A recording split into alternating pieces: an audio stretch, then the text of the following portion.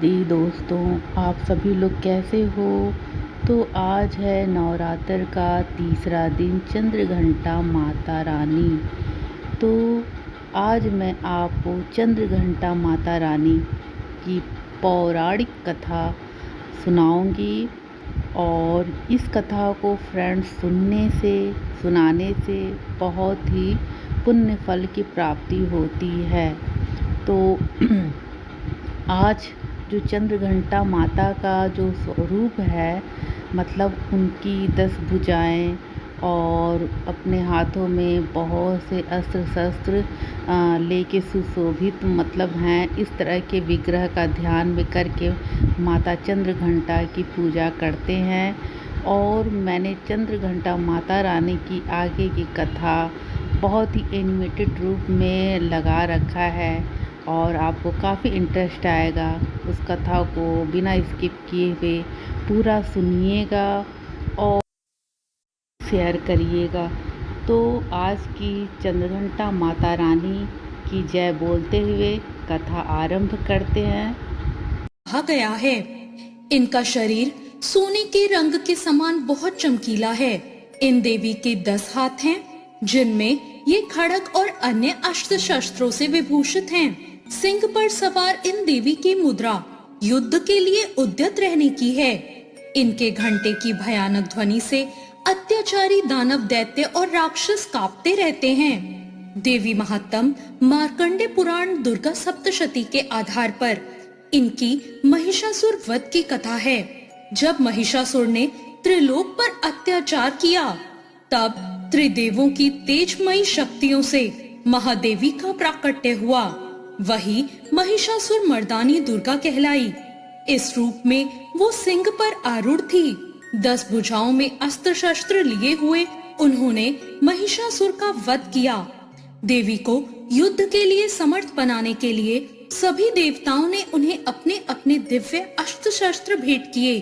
भगवान शंकर ने उन्हें त्रिशूल प्रदान किया। भगवान विष्णु ने अपना सुदर्शन चक्र अर्पित किया। इंद्रदेव ने एक विशेष घंटा भेंट किया, जिसकी ध्वनि से शत्रु भयभीत हो जाते थे।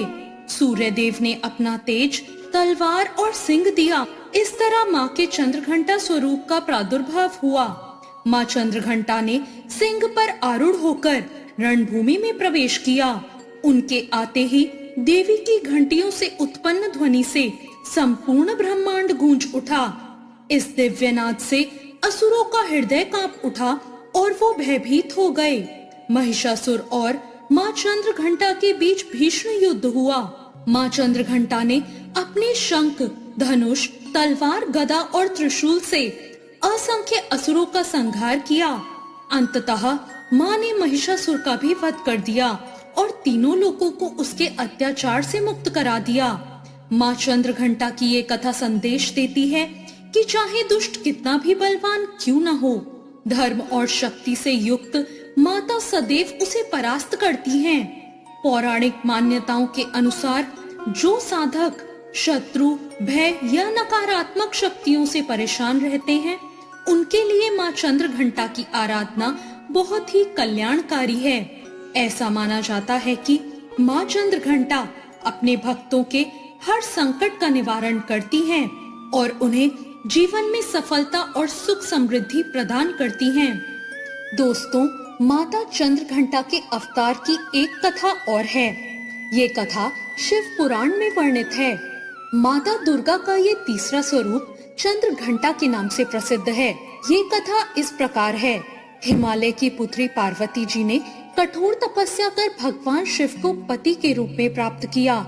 जब विवाह का समय आया तो भगवान शिव अपनी बारात को लेकर हिमालय के द्वार पर पहुँचे, परंतु वह बारात कोई साधारण बारात नहीं थी, बल्कि अत्यंत भयावह बारात थी। शिव जी ने शरीर पर भस्म लगाई हुई थी, गले में सांपों का हार था, जटाओं से गंगा बह रही थी, मस्तक पर अग्नि प्रज्वलित थी, साथ में भूत प्रेत, पिशाच, योगिनी और विचित्र स्वरूप वाले गणों की भीड़ थी। ये दृश्य देखकर राजा हिमालय, माता मैना देवी और वहां उपस्थित और लोग भी भयभीत हो गए। माता मैना बेहोश तक हो गई और विवाह रोकने का प्रयास करने लगी।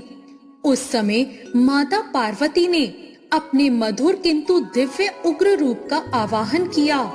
उन्होंने चंद्र घंटा का स्वरूप धारण किया। उनके मस्तक पर अर्धचंद्र के आकार की स्वर्णिम छटा की ज्योति प्रकट हो गई। इस कारण उनका नाम चंद्र घंटा पड़ा। इनके इस स्वरूप में उनकी 10 भुजाएं थी और उन्होंने शस्त्र पकड़े हुए थे। उनका शरीर स्वर्ण वर्ण का हो गया। उनका स्वर अत्यंत ही दिव्य और गंभीर हो उठा। माँ चंद्रघंटा ने अपने दिव्य स्वरूप में समस्त भय को शांत कर दिया और अपने प्रभाव से भगवान शिव के गणों के विकराल रूप को सामान्य कर दिया, जिससे बारात भव्य और सुंदर प्रतीत होने लगी। तब राजा हिमालय और माता मैना को संतोष हुआ और माता पार्वती का विवाह विधि पूर्वक भगवान शिव के साथ संपन्न हो सका। माँ चंद्रघंटा की पूजा के लिए सुबह स्नान करके स्वच्छ पीले या सुनहरे वस्त्र धारण करें। घर के मंदिर को गंगा जल से शुद्ध करें। माता चंद्रघंटा की प्रतिमा या चित्र को स्थापित करें। पीले फूल उन्हें अर्पित करें, विशेषकर गेंदे के फूल। धूप, दीप और गंध भी चढ़ाएं। भोग में माता को दूध और उससे बने व्यंजन जैसे कि खीर, पायसम या दूध से बनी मिठाई विशेष प्रिय है। माता को शंखनाद या घंटा बजाकर उनकी आरती करें। अब मैं आपको बताती हूँ माता के मंत्र के बारे में। माता का मंत्र है ओम देवी चंद्र घंटाय नमः। इस मंत्र